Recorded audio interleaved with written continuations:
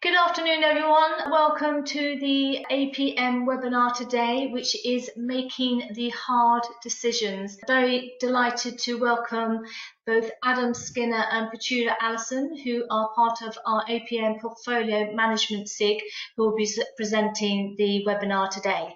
Thanks. Hi, everybody. Welcome to another webinar from the Portfolio Management SIG. As Sarah's introduced, this is all around making the hard decisions, and I'm presenting with the co-chair of our SIG, Adam Skinner.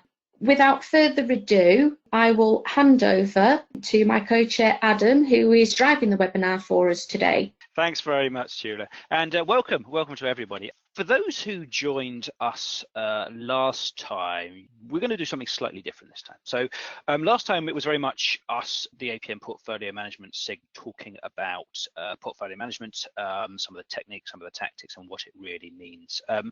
This is slightly different. So what this is today is a launch of a piece of thought leadership that we've developed, and we've developed this out of what we call our Portfolio Directors Dinner Series.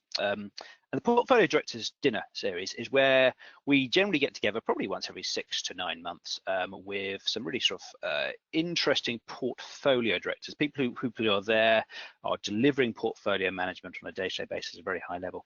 And we basically ask them a hard question. And in the past, we've done the Agile Portfolio Fact or Fiction. But this time, we asked them the question, how do you make hard decisions? And it led to the most fascinating conversation, which we basically transcribe, write down, we pull out the most interesting concepts, and we turn that into a piece of thought leadership. So what you're going to get today is not the definitive answer around how to do excellent decision making. What you're going to get is the top tips, the ideas, the thoughts of 15 or so people who really are at the top of their game when it comes to portfolio management around hard decisions. So hopefully you'll find that really very useful. And the way we tend to do these things is we tend to ask a couple of really pointed questions that help us get to the root of the challenge. We ask two questions around the hard decisions. Firstly, how do you define a good decision? What does a good decision look like? What does it feel like? How do you know a good decision has been made? And then the second question we asked was, how do you help create that good decision? If we've now understood what the good decision is, what are we putting in place to make that happen? So that's what we're going to talk about. But before we dive into that, let's very quickly introduce ourselves. My name's Adam Skinner. Hello, I'm a Director of Consulting for P2 Consulting, and as Sarah alluded to, I'm co-chair of the APM's Portfolio Management SIG, and also co-author of the Guide to Portfolio Management. I've been working on PMOs and portfolio office for about 15 or so years. The reason this is such a fascinating topic for me is I came to change management through a rather interesting route. My first master's was in psychology, so it's very interesting in how people behave, how people relate to each other, how organizations structure. And then when I got involved in change, I came to it very much from the point of view of this is a whole range of different people trying to get together to make something happen. So for me, the root of how do you get people to do the right thing, and then how do you get people to make the right decisions, is really at the very heart of change management, and particularly at the heart of portfolio management, as we'll come on to discuss in a second. I represent a company called P2 Consulting. For those who've not come across us before, we're a digital transformation consulting firm. We support a whole range of large organizations as their transformation partners to help them deliver on their transformation ambitions. Tula, over to you. Thanks, Adam.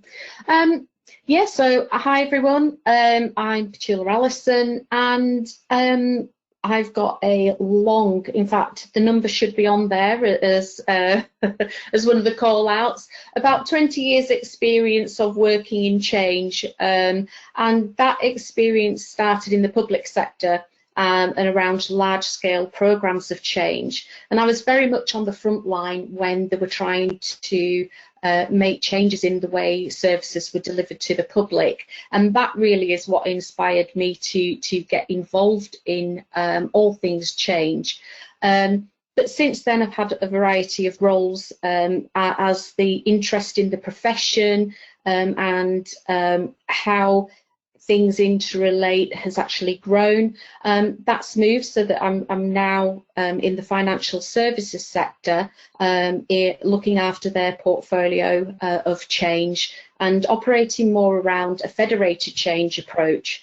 And if you thought portfolio management was difficult before, when you bring in change across the entire organisation under a federated model, believe you me, that is challenging as well.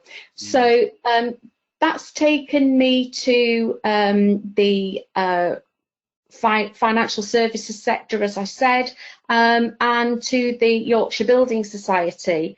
And for those who know anything about the financial services, the Yorkshire Building Society is a building society, and it does differ from other financial service organisations. I think the key things that attract me here and what keep me here, it's a long-standing organisation, and it's been through the financial crisis a number of years ago, and at the moment it's performing really well during what I call the COVID-19 climate, which has given us all, I'm sure, a challenge in the roles that we fulfil and we deliver. And the challenges it facing, competing in a very diverse market, means that the changes that come through the portfolio and that change agenda are really interesting and diverse, and really hence why we've moved to more of a federated change model. And again, for many people on the webinar, I'm sure, are focused on more of a digital agenda, or how do we operate in this more digital age. Absolutely. How do we define a good decision? So we all have to make decisions left, right, and centre. It's probably the defining characteristic of the sort of knowledge management world we all live in. But there was some really interesting stuff, I think, that came out that made decision making particularly critical for portfolio directors. So we talked a little bit about why is it such a big challenge for portfolio directors and managers? Why is it so hard to get those hard decisions made? And actually, three things really bubbled out as to why decision making at the portfolio level is so challenging. Firstly, I think it was something to do with the breadth of data. So almost by definition, when you're sitting at that portfolio level, you are sitting atop information that spans the entire organization. That sheer breadth of data makes it very challenging to often see the woods for the trees and pull some information out of there. The other topic that came up, the other issue that came up an awful lot as to why it was so difficult to do this at the portfolio level, was that a critical role around portfolio management is, of course, optimization, the activity of balancing all this potential change with the cost and the strategy of the business. So what you're almost always trying to do is actually dealing with quite nebulous concepts around what is strategic value, because often strategic value is such a subjective thing. So the sand is often shifting around both what strategic value means to the business and actually how you measure that strategic value. That makes any form of decision making multifaceted and very, very subjective, which makes that incredibly hard. And the third thing that came up, and actually this is probably the thing that people leaned into most, was actually the individuals involved in the making decisions at the portfolio management level are almost by definition the senior stakeholders in the business. These are individuals who, as I said, almost by definition, have become used to having their decisions reacted to, often having their way in their own particular areas. So forcing that community to get together and make decisions where they might need to compromise, like can in some instances be challenging in a way that perhaps it isn't when you're slightly further down in the delivery activity. So we talked a little bit around why it was so challenging at the portfolio level, and came up with that idea that breadth of data, the fact you're having to optimize, and actually the strategic value is often very qualitative in nature, and the individuals you are engaging with. I mean, rarely is there a purely obvious right answer at the portfolio or the strategic level. It's almost always an answer that's delivered by compromise. You can't please all the people all of the time. It's very much something that holds true at that portfolio level.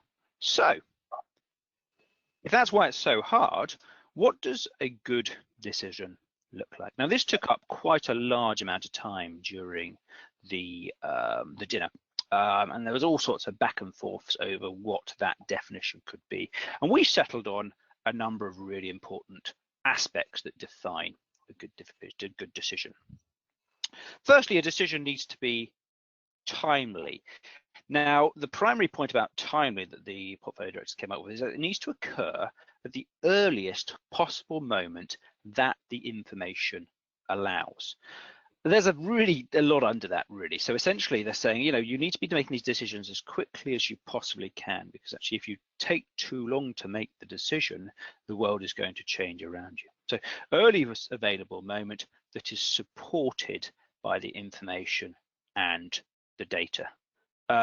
Interesting enough, though, quite a few people did come out and say, well, making a decision too early can cause more harm than good. So there's that really important balancing act between, do I have the information, but ultimately I need to make this early.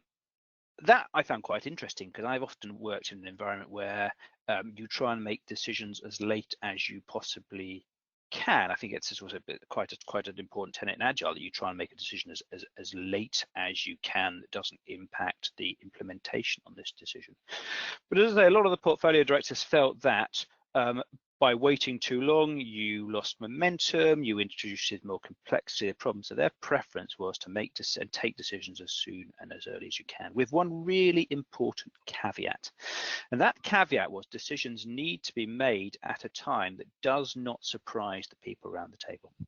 We're going to be talking a little bit later about some of the enablers of good decision making, and we saw these psychological aspects coming up time and time again. The absolute importance of making sure that when you sat down to make a decision, nobody felt blindsided, nobody felt wrong-footed by that decision was fundamental. Because even if the decision was a right one, if somebody feels surprised or put out, their absolute instinct is to say, I cannot make that decision now. So timely for us was about taking the decisions as early as you can, as long as it's supported by the information, and as long as you are not surprising anyone. Objective, what do we mean by that? Well, actually, we meant that needs to be taken in a fashion where the needs of the business were objectively being taken into account rather than the needs of the individual. Interesting enough, somebody bandied around saying, should the decisions be taken in an unemotional fashion? And actually, a lot of people around the table felt that was probably not right. They probably felt there is almost always an emotional element to making decisions, particularly when you're making decisions at a qualitative level. But that emotion must be harnessed to what's right for the business rather than what's right for the individual's position in that business. So timely, taken in an objective manner, and using impacted data. So understanding the impact of the decisions or the many different options that might be out there. We're going to talk a little bit later on about how one should be presenting information to help decision making, but actually the presentation of that information came up time and again as a critical aspect. A couple of key things that came out of that. So the decision should be taken with the appropriate data, which clearly shows the impact of the decision on the relevant data set over a period of time. And that was interesting, because for me, a lot of the directors said, well, what I don't want is data that gives me a point of information. I need trending data, and that's how I'm really going to tell what's likely to happen over a period of time. So we're looking at timely, we're looking at objective, we're looking at impactive data to help make those good decisions. Made by accountable decision makers. Now, there are a couple of really interesting things beneath this, and a lot of this plays into what we're going to talk about later around the governance, but the decision needs to be taken by the right people. Those right people are people who are clearly identified, clear in their roles, clearly informed, as we've seen above, but also clearly have skin in the game. And I thought that was a really interesting concept. A lot of our portfolio directors come from the civil service.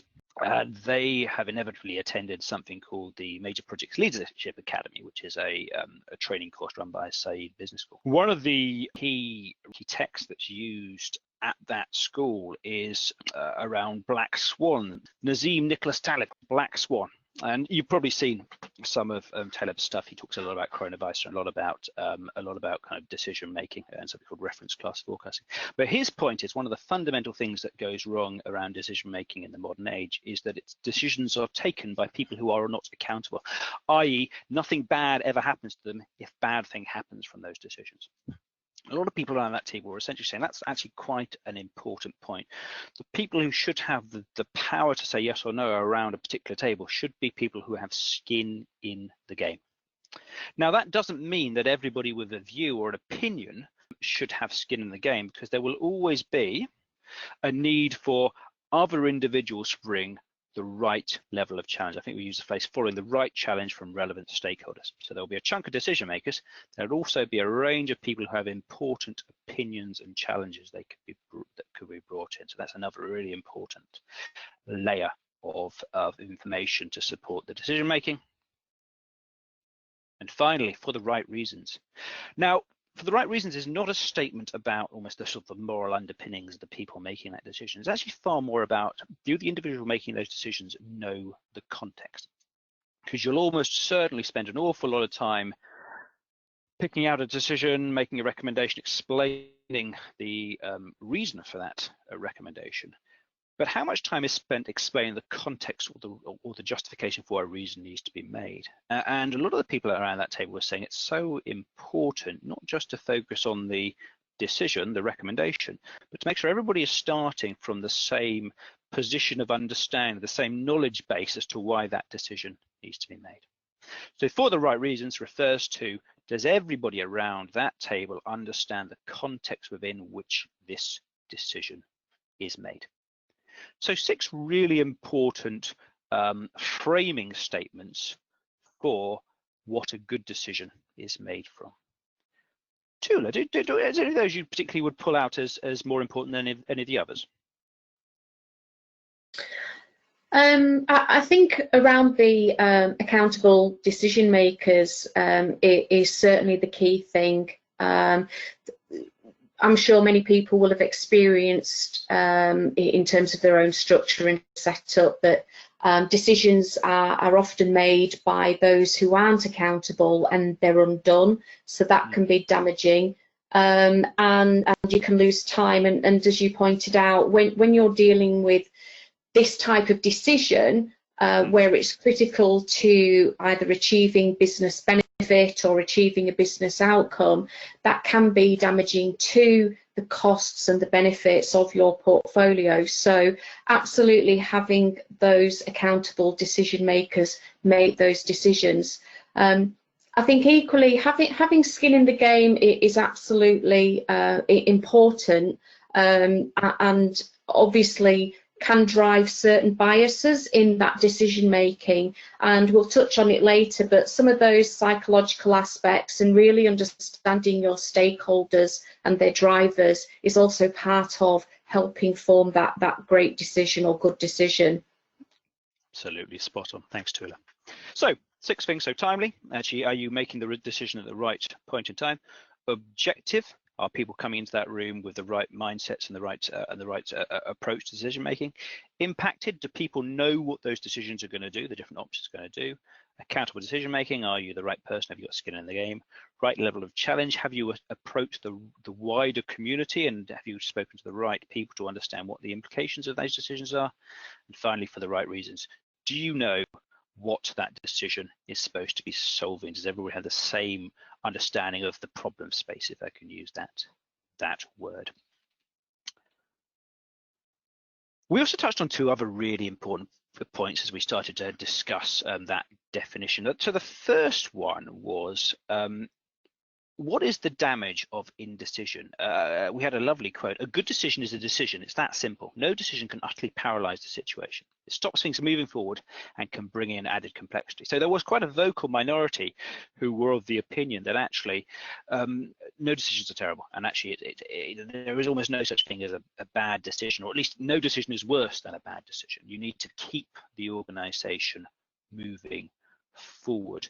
Now, I don't think everybody around the table agreed with that, but there was definitely a sense that one thing that always kills portfolio and program management forums is when no decisions can come out of those, and they start to become a talking shop and nothing useful drops out of that. So a really important first point that was made around that table was around making those decisions and actually trying to drive those decisions forward. It's very easy to see when a governance forum has essentially run out of energy or run out of value because it isn't willing to make those decisions. All sides did agree, though, that delaying decisions making should be something done consciously, as it can rapidly drain energy from a portfolio and render governance forums pointless. So pushing towards that decision is always incredibly important. And this was the other thing that was really interesting. I threw out a little bit of a kind of a controversial topic. I asked the question, should portfolio directors essentially be referees, making sure neutral information has arrived at the forum and everyone's in the right place to make decisions? Or should that the portfolio director have a opinion? Really, if the decision does not agree with the portfolio directors, does that make it a wrong decision? Now, there was a very strong feeling around the room that the portfolio director shouldn't just be a neutral presenting of data, but should be someone who actually puts forward a sensible recommendation. There are a range of things that can happen. Based on my knowledge of the data and my knowledge of the portfolio, I am recommending this is the way forward. However, there was also quite a lot of opinion that actually the portfolio director shouldn't always get their own way, and it's perfectly reasonable for the community around that table to say, actually, I don't agree with that position, or I don't agree. I have a wider body of knowledge or a wider opinion of this, therefore I think that this is the right answer. So there's a general sense that the portfolio director should always be providing a recommendation, much like a doctor should be able to provide a recommendation, but it should be for the wider community to decide on whether to accept that recommendation. And it isn't actually a problem, well, not always a problem, if that recommendation isn't accepted, as long as it's not happening all the time, of course. So quite an interesting conversation about the role of the portfolio director around decision making. Petula, how about yourself? Do you always make a recommendation when it comes to delivering options? Yeah, thanks, Adam. Yes, we certainly do. I think that you've got to look at it from a couple of perspectives. Obviously, you're fulfilling that role and you have that expertise and you have that information and that insight. I think it's expected that you do give recommendations so you can focus on the right thing to do. But there are lots of factors involved in making sure that those recommendations are received, you know, in terms of the way the information is regarded, the way the portfolio is managed going into making those recommendations. I think turning it on its head, I remember the debate well about whether the decision agrees with the portfolio director's recommendation or not. And I think you have to look at it in context. You have to then step aside from the decision and reflect on, you know, what was the reason for a different approach or another recommendation actually being taken. You know, was it business insight? Was it actually the timing wasn't right for your preference? Are there other organisational factors that might influence the decision making that, you know, affected the decision making in the room? So I think you need to reflect on it and whether actually with hindsight it was the right thing or the other factors influencing that decision. But to your first point, yes, as a rule of thumb, there's always a recommendation. Recommended approach, but of course with a few more in the back pocket.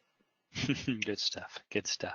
Probably my favorite quote of the night actually came out of this bit, and someone said, you know, the role of the portfolio director is to be the conscience of the change program, to be it tells the organization if it's not being honest, and the conscience doesn't always get listened to, of course, but I did rather like that as a definition of the portfolio director's role. So what are we looking at here? So one of the fun things we do at these portfolio directors dinner is we have a rich picture artist, and they capture the conversation and they create this rather wonderful picture of the conversation. And this is what he pulled together for us around the definition of a good decision. And so there's lots of kind of fun stuff in here. So obviously the importance of risk, the understanding the impact of those decisions here on the left hand side, the group of people who tend to decide not to decide, which is kind of fine as long as you do it in a very, very conscious fashion. The fact that kind of money up here is usually the thing that makes the decision, although interesting enough, when we talked about it, people thought money is the thing that often makes the decision, but the thing that causes the most problem is resource rather than pure money, actually getting hold of the raw people to drive stuff. And something we're going to talk about a lot in a bit, the absolute criticality of having trust in that room. So just to finish off this first section, I'll give you the full definition. So a good decision is one taken in a timely and objective manner using relevant impacted data made by appropriate and accountable decision makers, following the right challenge from relevant stakeholders for the right reasons. With the possibility of adding, it needs to be underpinned by a strong recommendation from the portfolio director. So there may not be a right decision, but there's definitely a wrong decision. So Tula, over to you. How do we make sure we avoid the wrong decisions as much as possible? Oh, it's really easy, isn't it?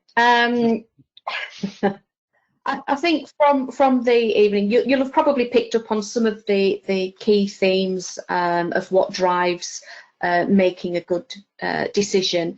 There's so many factors, but again, you know, from the practitioners in the room, when we look through the different approaches, we shared our different experiences. Really, it boiled down to 3 key areas. And we'll talk about each of these in a little bit more detail. But the first one is absolutely the bedrock of getting portfolio management working effectively. And that's the governance. Governance all the way, and it really needs to be in recognition of and aligned completely with the organisation's overarching governance structure, but we'll touch on that a little bit more. The next one, in terms of how you can get that right decision or the right outcome, is through the information that you have available to you, and more importantly, the fact that the information is trusted and that it's reliable, and that you can present it in such a way that it enables a story to be told to help arrive at that right decision. And the next one is something that probably flows throughout, and it's a psychological factors. And no, we aren't experts in that, but as we know, there's lots of other drivers around decision making, lots of other influences for the people in the room, be it different agendas, different priorities for the business, and it's about bringing all of that together and aligning everybody at that point for that decision to be made. So on governance, so you need to make sure that you've got the right stakeholders in the room.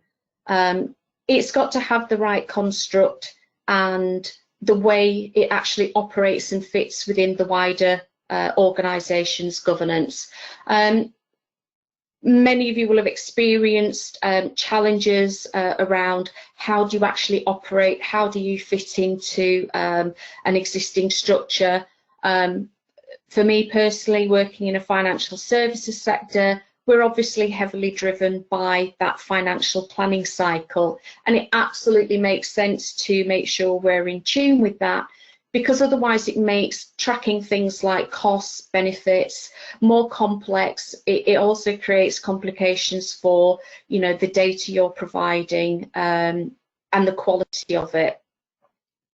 But in terms of the governance, obviously, you know, when you set up the portfolio construct, you need to have those layers right. You need to have a clear accountability and roles and responsibility. And often, as you've touched on, Adam, it relates to the money. The money drives it. Focusing and bringing a little bit more on the business outcomes and a bit more of a customer focus can also help with the decision making, and not always making it all about the money from that angle. In terms of the organisation's culture, that can absolutely influence the decision making and governance process. Some organisations will obviously experience its decision by committee, and everybody must be involved in that decision. And again, you know, without skin in the game or without objectivity, it can delay, it can elongate, it can create issues in the governance structure and getting that decision made. I'm not sure about you, Adam, whether you've experienced with some of your clients the impact of culture in actually getting that decision through. Oh, massively. And we have quite an interesting angle. We do a lot of financial crime work, and financial crime is often about how are you going to meet the regulatory requirements to make sure you are proving as a bank that you aren't engaging by accident in financial crime. So you do an awful lot of assessing your organization's processes against regulation, but there's always a risk assessment aspect to that. There's the need to look at what is our risk appetite, how hard do we want to apply these processes, because it makes it harder to engage with the customers and so on and so forth. So the risk appetite of an organization absolutely underpins so much around decision making, and there's no real right or wrong here. In fact, the only wrong is where there's a divergence in risk appetite across that senior team. But it's incredibly important to know that level of risk, that willingness to accept risk.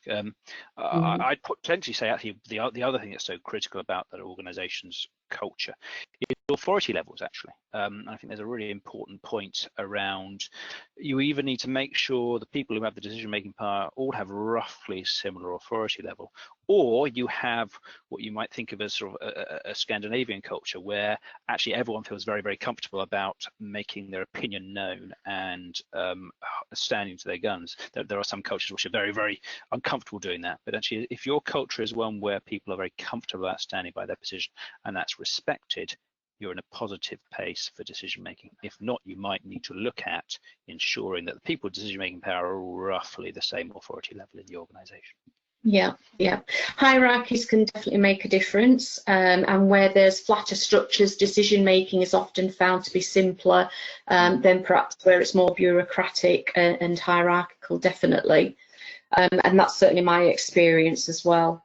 So one of the other interesting thoughts that was raised at the event was whether actually, if you have a call to action, if there's a specific need to make a really critical decision at the portfolio level, whether ad hoc or exceptional one-off meetings actually help enable decision making. So people are more focused, centered on the issue, more thoughtful and considered about how to get the best outcome, versus a meeting that might iterate, something might get lost in translation, and not necessarily be seen for being responsible for the decision making. So often letting a lot of the challenge decisions sort of pass go and not necessarily consider the implications for a yes or a no, or even indecision.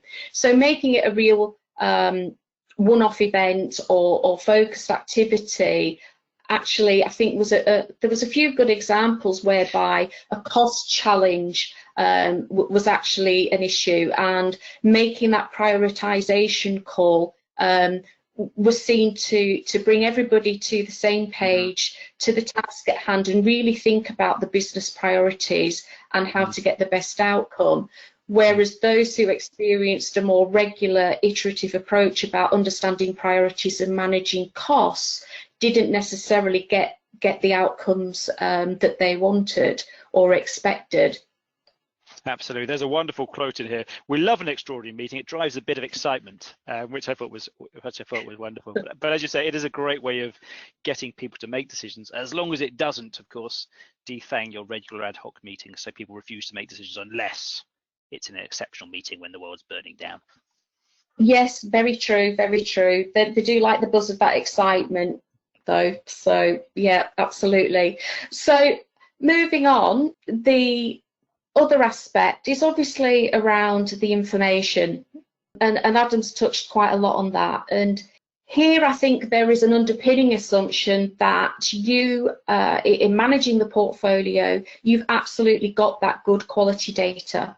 You've got that information, you've been able to provide that analysis, and your team and yourself have that reputation in being able to provide that, and the information is actually trusted. nothing's worse than actually having a distracted session whereby somebody's attuned to, you know, let's say an I dotted, T's crossed type situation versus actually the materiality of the decision that needs to be made. So, you know, you really need to make sure you've got that right information presented in the right way. And, you know, whether you've got that credibility, you know, that definitely needs to be built and quickly, so that you can help aid that decision-making process. But again, you know, the information that you give, it can very much be information overload. You know full well that when you're operating a portfolio, you've got masses of different information and data, and it's how you pull out and elevate the information to tell that story and in the right way.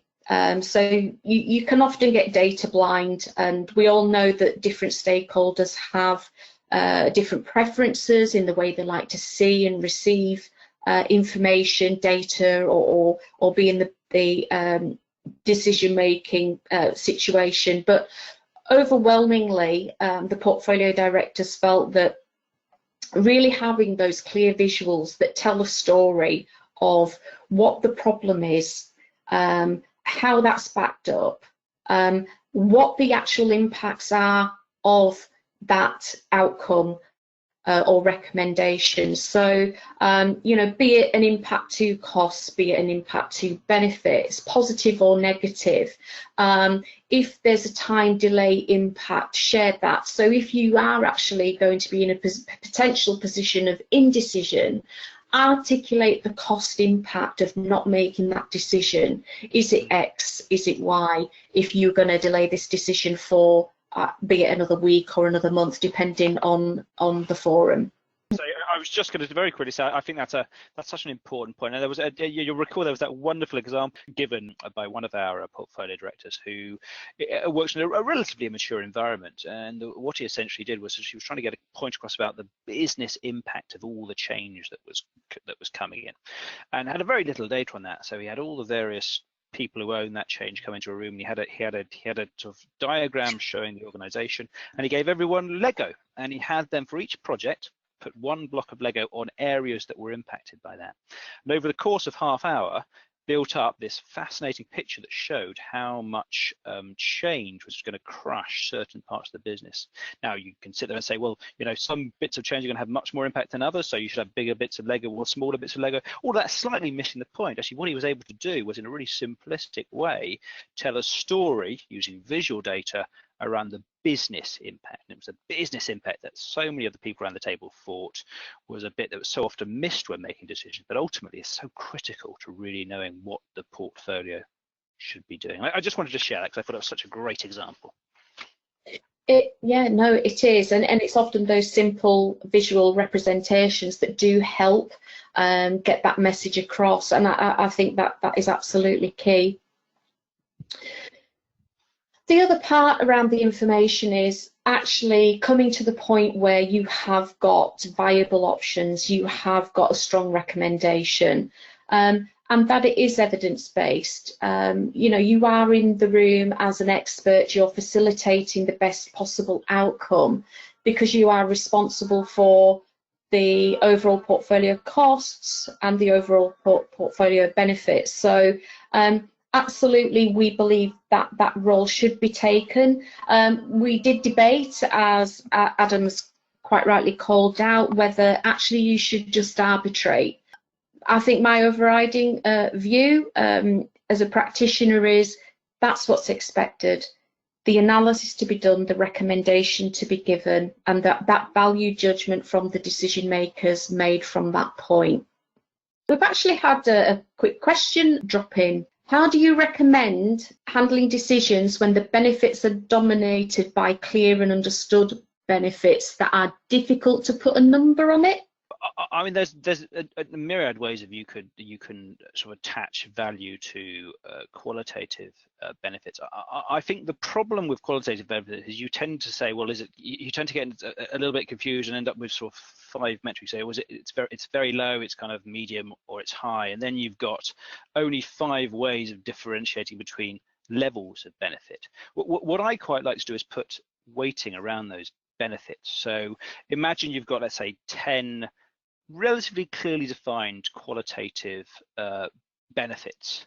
The trick I find is then to force people to make a decision over which of those benefits they value more. So do they value sort of classic kind of government sector one? Do you value kind of citizen kind of happiness for the service over cost efficiency of the service? Do you value cost efficiency of the service over internal smoothness of operation? So if you can force your the portfolio owners, so the senior stakeholders, to make decisions based on what weighting they should be putting on each of those values, it becomes much easier to make a distinction between what is essentially kind of quite a difficult kind of 5-step qualitative thing. A multi-criteria decision-making analysis is quite a helpful way of doing that. You're essentially forcing people to say which of 2 options you want more, and then you can put all that together and say, well, actually, this was the top one, this was the lowest one. You can attach weighting to all of that. So for me, in the qualitative space, it's about trying to find ways to make distinction between those different qualitative concepts, because you can't simply say it's a 2 or a 5 or a 10. That would be my top tip. How about you, Petula? Yeah.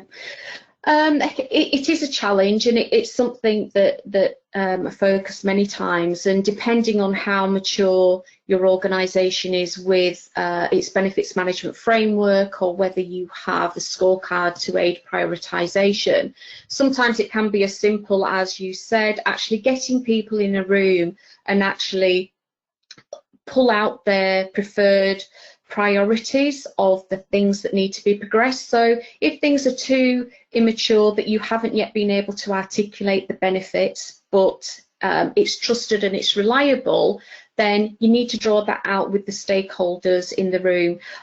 Either that, or you need to look at ways of enabling within your organisation a bit more analysis, so you can support the case for change. And if it is financial benefits, how can you build that into your benefits management framework to get that better understood and better articulated if there's a gap? Because it sounds to me from the question from David that it's trusted and it's known, but it's not there in the detail. So look at your life cycle and look at your framework and see whether there's something that can be done more at the front end to support the case moving through.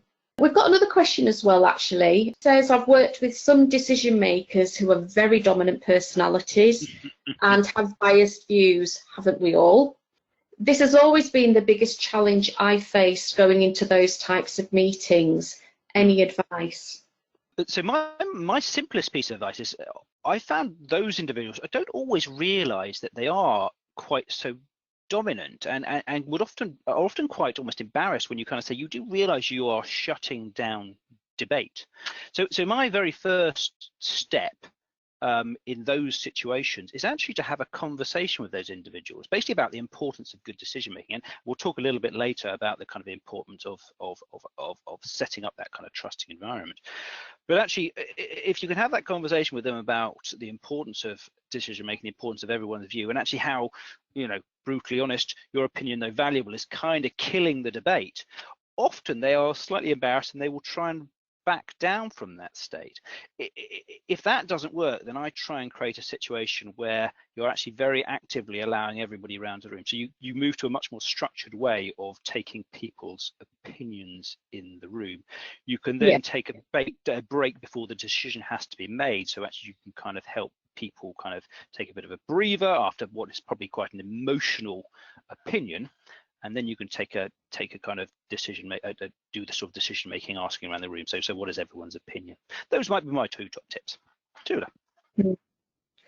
I completely agree with your point around managing the meeting, and Edward de Bono's approach to managing those meetings. Perhaps attaching that HATS approach to it might help.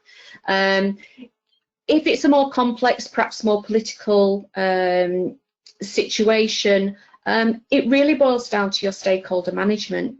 If you identify those personalities and you know that that's what their tended preference or style is in those meetings, then it's all about how you socialise and engage with them in advance of that, and you start to build that relationship to break that down.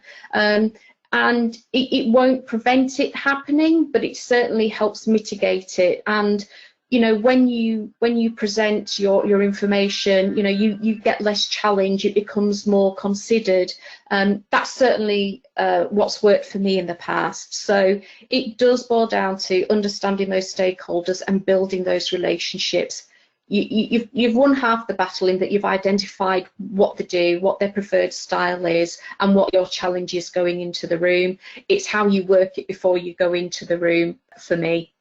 Okay, we'll move on to the psychological, actually, which that question does lead us nicely onto.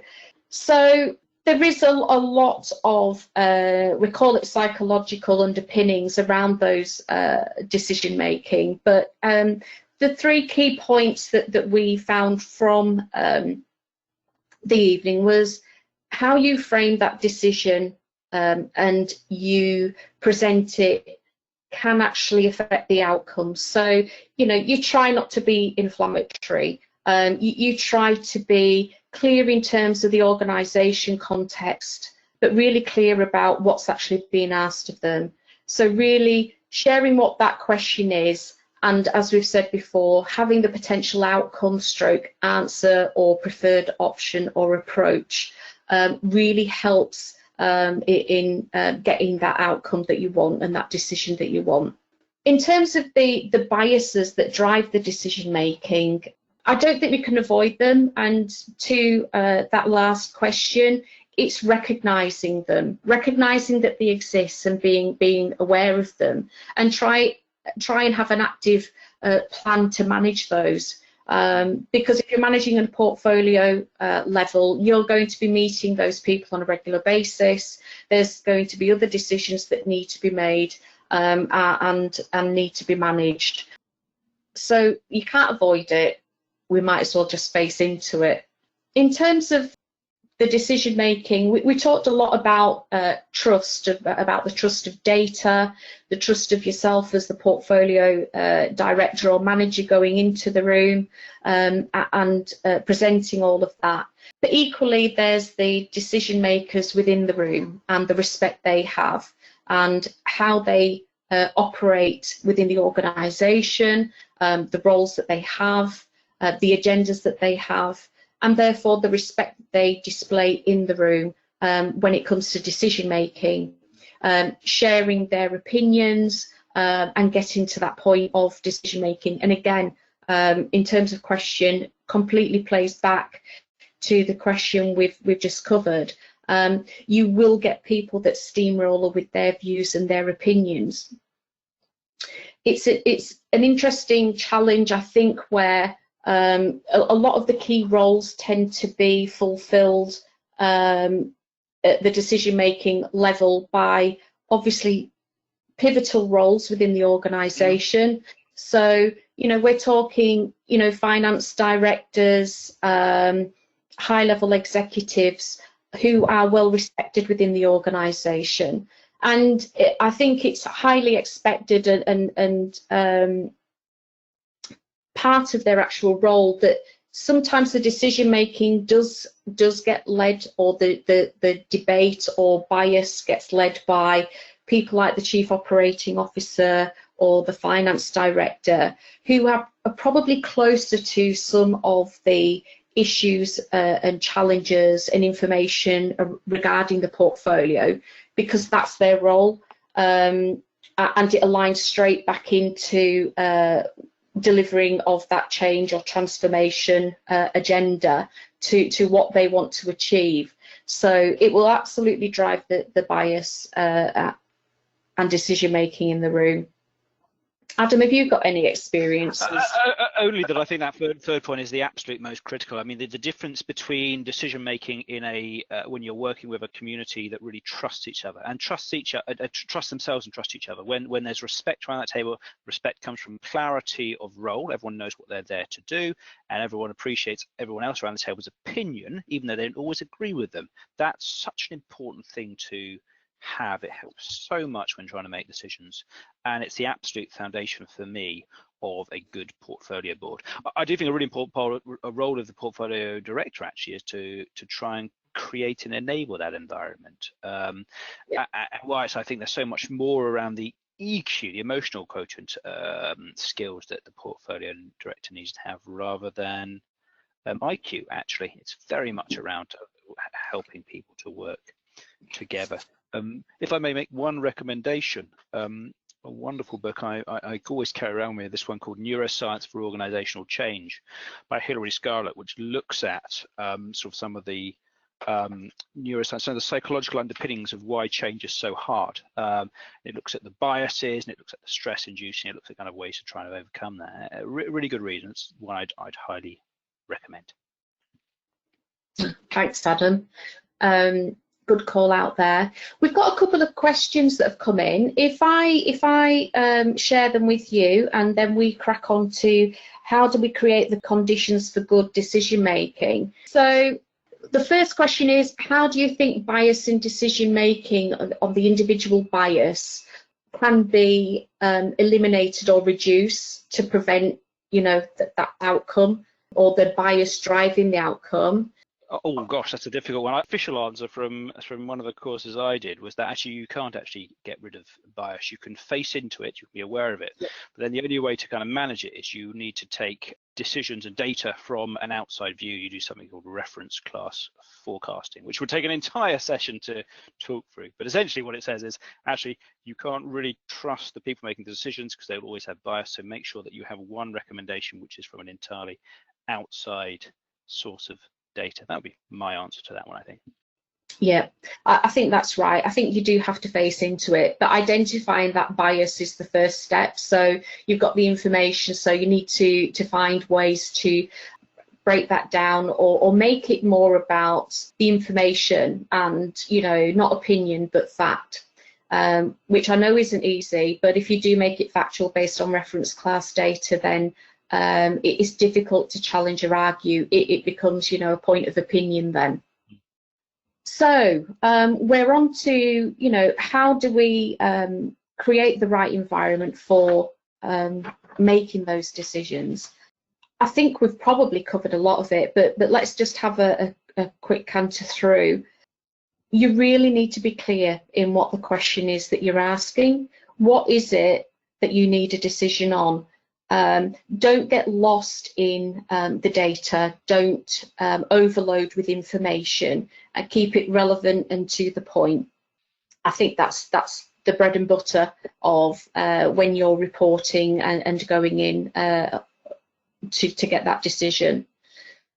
Again, you know, the reliance on the portfolio director to have created the right conditions, that they are a trusted source of information. So be it the regular reporting, the data being accepted as credible and qualitative and not distracted with it doesn't match with, and it is the single version of the truth. And that is another session in itself about how you get to the single version of the truth for data and your reference class information when managing the portfolio.